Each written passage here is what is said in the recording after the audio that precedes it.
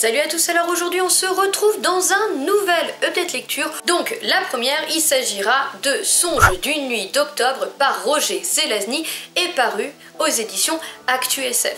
C'est un objet livre qui déjà est totalement magnifique et que j'avais très envie de lire puisque là en l'occurrence on parlait d'Halloween. Puisque à Halloween, vous avez une sorte de jeu, si on peut dire, une sorte de quête, où vous avez des clans de personnes, de personnages. Certains personnages vont essayer de refermer le portail, d'autres personnages vont essayer de l'ouvrir.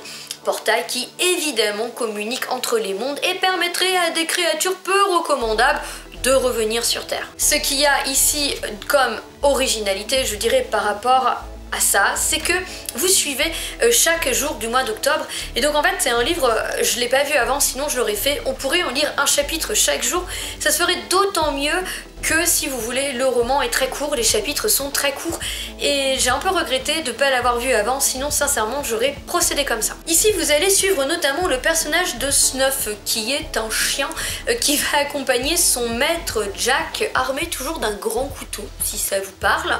Et donc vous allez rencontrer d'autres personnages comme Sherlock Holmes, comme Frankenstein, et j'en passe, je vous laisse découvrir.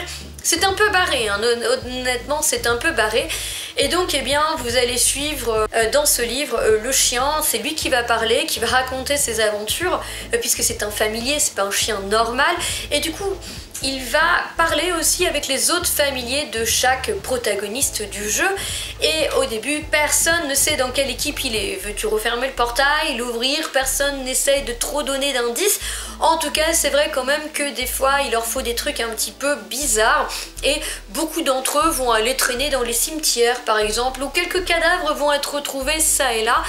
Et c'est de l'humour noir, c'est complètement barré, mais j'ai trouvé ça vraiment très très drôle, et j'ai adoré le personnage du chien ici.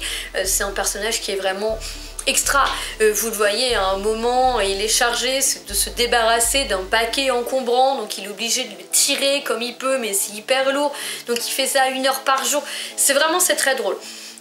Il garde aussi des espèces de choses, je vous en dirai pas trop, que son maître a fait prisonnier dans des miroirs, dans des cercles, dans des armoires, des choses comme ça. C'est drôle, franchement, voilà, après je vous dis c'est décalé, c'est de l'humour noir, mais j'ai passé un bon moment, même si au début j'étais quand même surprise par ce livre, cette tournure. J'avais du mal à comprendre où on allait, mais je me suis laissée prendre au jeu, et voilà, c'est...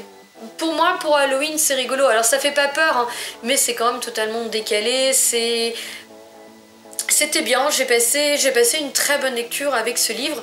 C'est un livre que je vous recommande de lire pour Pumpkin Autumn Challenge, pour la section Halloween en fait. Même si là vous êtes plus sur la section Sowin, ça change rien. Dans un genre totalement différent, pour le Pumpkin, j'ai aussi sorti Radéon par Frank Dive, paru aux éditions Scrineo. Je l'ai sorti dans la catégorie où on devait choisir un livre sur la nature, les animaux, etc.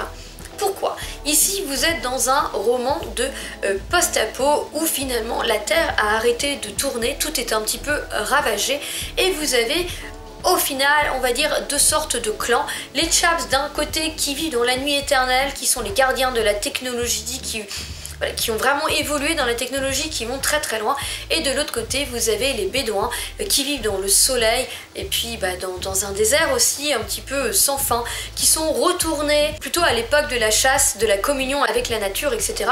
Vous imaginez bien que c'est pas 2 communautés qui sont faites pour se comprendre et vivre ensemble.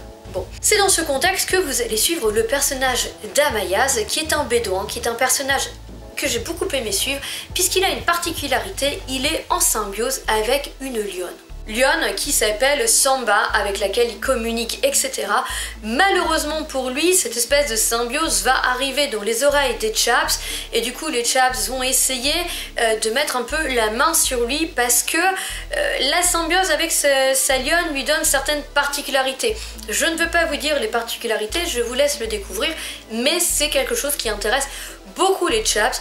Donc en fait, eh bien, ils vont faire en sorte que la lionne et Amayaz se retrouvent dans leur monde, hein, dans leur côté de la planète, pour évidemment les capturer et essayer les étudier. C'est un livre que j'ai beaucoup aimé de par son originalité. Honnêtement, quand vous êtes dedans, vous vous laissez vraiment prendre au jeu.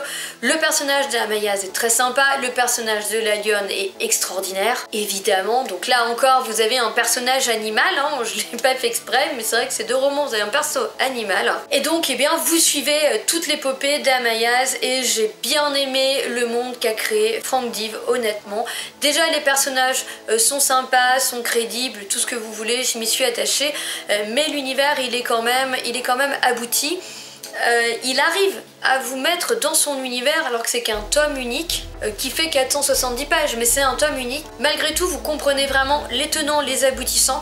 C'est assez visuel, on se rend vraiment compte des paysages dans lesquels on évolue qui vont être très liés, on va dire, à la ville et à la nuit chez les Chaps et au soleil et au désert chez les Bédouins. C'est vraiment développé, vous avez plusieurs castes d'êtres humains, etc.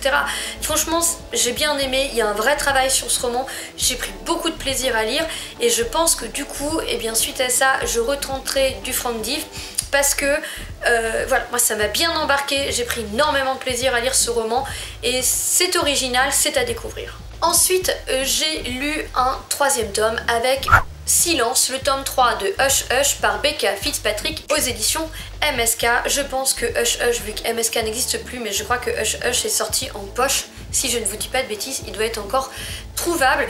C'est une série que j'avais commencé il y a super longtemps. J'avais lu les 2 premiers tomes, j'avais oublié, j'ai relu les 2 premiers tomes. Et ça, c'était il y a 2 ans. Donc là, il fallait quand même que je continue parce que en fait, au fur et à mesure, vous oubliez un peu les tenants et les aboutissants, mais c'est revenu dans les grandes lignes, même si je me souvenais plus de tous les détails, c'est revenu.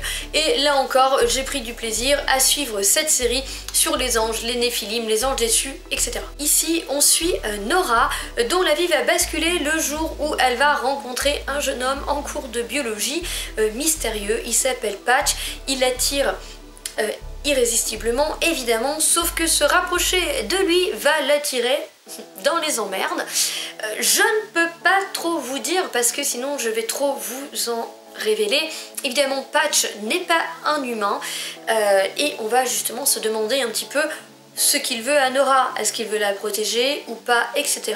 En tout cas, Nora va se retrouver au centre d'agissement entre les anges, les archanges, les néphilim, les anges déchus, etc. Puisqu'il faut savoir que dans ce monde, les néphilim, donc les enfants des anges et d'humains, servent de réceptacle pour les anges déchus une fois par an, pendant 1 mois. En fait, vous allez prêter allégeance à un ange, vous n'avez pas vraiment le choix, et pendant 1 an, il investit votre corps et il fait ce qu'il veut avec. Sauf que comme souvent, c'est des anges déçus, ils sont pas super bons, et vous pouvez quand même vous retrouver avec des sacrés procès et des meurtres sur le cul, et de toutes les manières, vous faites pas ce que vous voulez, donc forcément, vous avez un paquet de néphilim qui apprécie pas trop la blague et qui essaye de se retourner un petit peu contre cet état de fait. Puis vous avez certains anges déçus qui vont être de vrais cons, d'autres qui vont pas l'être, mais d'un autre côté les archanges ne sont pas tous super bons non plus. Bref, vous l'aurez compris, on est dans un univers où tout n'est pas blanc d'un côté et noir de l'autre, et ça j'ai beaucoup apprécié, parce que même si on est dans du young adulte, c'était quand même sympa d'avoir ce côté un peu beau, plus balancé, plus mitigé. Malheureusement, je ne peux pas vous décrire le scénario, sinon je vais vous spoiler le 1er tome. Sachez simplement que c'est sympa, que ça tient la route, ça reste du young adulte, vous avez une romance qui se crée entre un personnage et Nora, vous avez entre Patch et Nora, vous avez même à un moment, je crois que vous avez un triangle amoureux puisque Nora va se rapprocher de quelqu'un d'autre. Bref, on n'échappe pas au code du genre, on est d'accord. Patch, c'est le garçon mystérieux, beau gosse, tout ce que vous voulez, hyper typique du genre young adulte. Nora, c'est l'héroïne typique du genre young adulte, la jeune fille qui a rien demandé à personne, qui se faisait pas remarquer, etc. et qui du jour au lendemain va se retrouver avec tout un tas de mésaventures qu'elle n'a pas demandé, qui va s'endurcir, qui va devenir une super héroïne. Oui, c'est vrai, on n'échappe pas au code du genre. Ceci étant dit, moi je m'éclate à lire ce roman, c'est du young adulte, ça n'a pas des prétentions extrêmes, mais franchement l'univers est bien, ça vide la tête. Et voilà, moi je me fais plaisir et je lirai le tome 4 parce que j'ai envie de savoir la fin. Ouais, il y a de la romance, mais on s'ennuie pas, il y a autre chose, les vies sont en danger, etc. Donc c'est plutôt sympa, l'univers il est bien créé, il est bien abouti, donc ça vide la tête, ça fait extrêmement de bien. C'est quelque chose que j'avais commencé il y a des années aussi, donc je pense que c'est pour ça que j'y suis attachée. Et voilà, ça n'est pas été une déception, une fois encore, je l'ai lu très très vite parce que vous avez une atmosphère dans ce roman qui est particulièrement réussie. Vous avez des lieux et tout, c'est très visuel en fait. Du coup, vous avez de bons souvenirs qui se créent en vous. Les personnages sont visuels, vous avez l'impression de les connaître, les lieux sont très visuels. Et ça aussi, je pense que ça contribue au succès de la saga, parce que c'est une saga qui dans son temps a eu beaucoup de succès. Et le fait en fait qu'on s'identifie très vite parce que tout est visuel. Donc voilà, une très bonne lecture.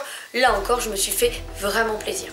Donc voilà les amis, j'en ai terminé avec ce nouvel update lecture. J'espère que vos lectures sont excellentes. Dans tous les cas, à toutes et à tous, je vous souhaite une excellente journée et je vous dis à bientôt. Ciao, bye.